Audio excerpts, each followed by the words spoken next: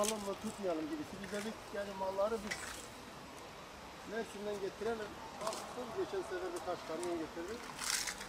Diğer de bize destek bir devlet olsaydı, şey olsaydı böyle oradaki çiftçiler mesela ekseydi. Milletine yardımcı oluyor.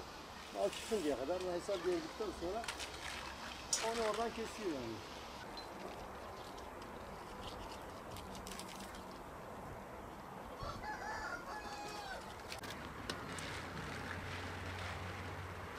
Tamam, haberleşiriz yine.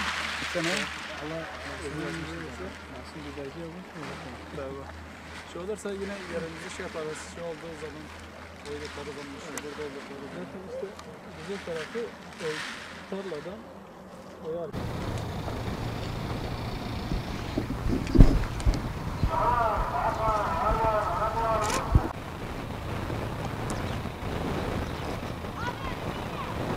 Vallahi 2005'ten beri bu işi ilk başladığımdan beri Aydın'da başladık bu işi. Arkadaşlarım vardı, Ankara'ya götürüyordu, İstanbul'a götürüyordu. Ben de merak ettim yani. Ondan sonra biraz bir heves sardı bana. Ondan sonra yavaş yavaş çocuklar da benim o zaman ufaktı. Yetiştikçe işi biraz daha genişlettik yani.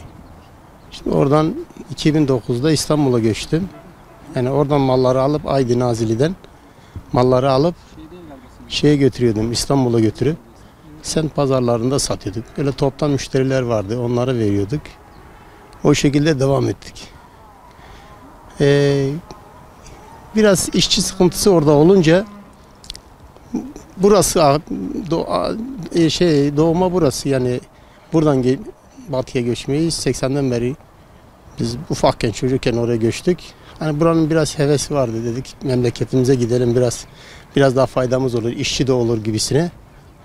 2 senedir buraya geldik. Buraya gelmemizin sebebi biraz daha işleri genişletmek. Yani biraz daha müşteri olsun, iş olsun, işçi olsun. Biraz daha geniş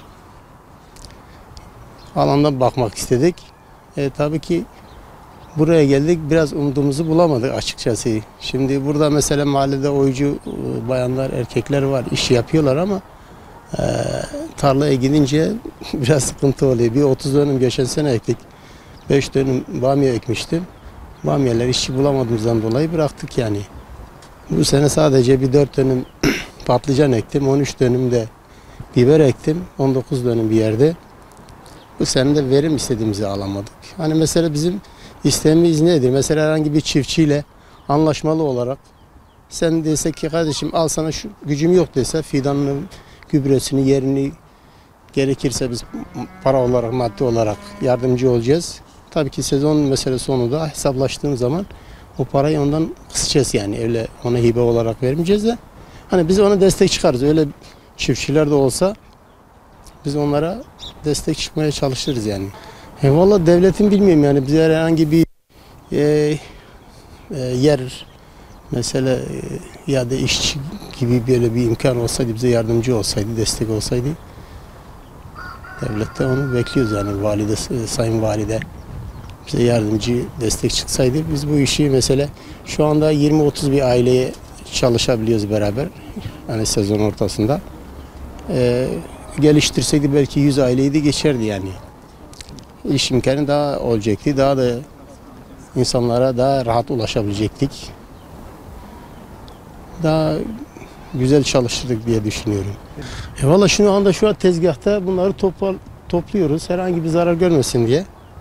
Alıp götürüyoruz, depomuza koyuyoruz. Mesela burada sezonu kapattığımız zaman tır kamyonlarla İstanbul'a götürüyoruz. Orada da depomuz var. Oraya depoya koyuyoruz. Toptan müşterilerimiz var. Onlara veriyoruz. Genellikle ama ağırlıklı olarak pazarlarda satıyoruz yani semt pazarlarında.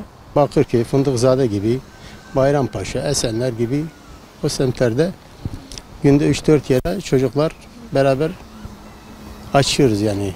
Yerlerimiz var, müşterilerimiz var. 2009'dan beri orada yerlerimiz var yani. Biz bu işi ilk Aydın'da başladık. 2 yıldır Batman'da yapıyoruz. Buraya gelmemizin sebebi Batman iklimi hem bu kurutmaya müsait hem de her türlü sebze bakımından daha müsait olduğu için hem de kendi memleketimiz olduğu için Batman'ı tercih ettik. Ondan dolayı ürünlerimizi burada kurutuyoruz. Hem rekolte bakımından hem de ürün kalitesi bakımından daha elverişli, daha güzel oldu bizim için. Tabii bunun yanı sıra başka sıkıntılar da doğdu. Mesela işçi sıkıntımız oluyor. Tarlada personel sıkıntımız oluyor. Onunla ilgili sıkıntılarımız var. Mesela ürünlerimizi ekiyoruz, kendimiz tarlaya ekiyoruz. Toplamaya işçi bulamıyoruz.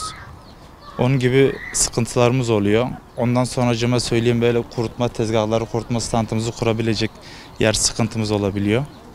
Onun dışında yani dediğim gibi yani ürün kalitesi bakımından burası daha güzel, daha elverişli bir yer.